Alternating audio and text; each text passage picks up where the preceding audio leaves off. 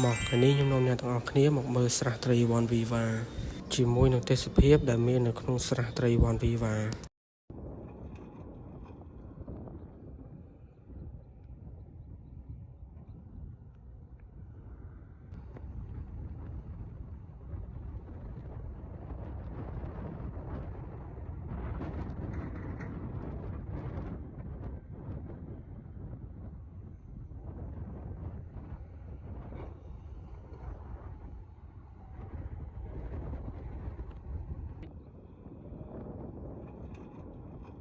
ហើយដោយអ្នកទាំងអស់គ្នាបានឃើញនៅក្នុងវីដេអូអញ្ចឹង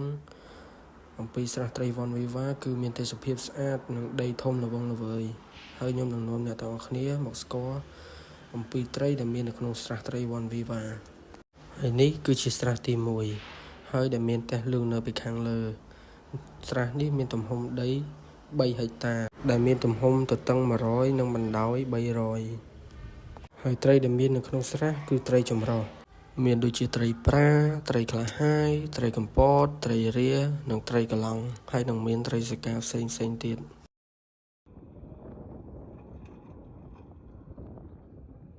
ហើយនេះជាស្រះត្រីទី2ដែលមាននៅខាងស្នាមដៃនៃផ្ទះលឿងហើយនៅក្នុងស្រះទី2នេះគឺមានតែត្រីប្រាប៉ុណ្ណោះហើយដែលមានទំហំដី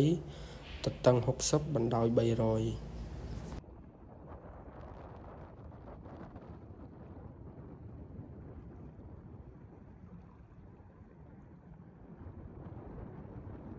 ហើយដោយដែលអ្នកទាំងអស់គ្នាកំពុងតែឃើញអញ្ចឹងនេះគឺជាស្រះទី3ដែលមានទំហំដីទទឹង100និងបណ្ដោយ300ហើយស្រះទី3នេះគឺដូចជាស្រះទី2អញ្ចឹងគឺមានតែត្រីប្រាប៉ុណ្ណោះ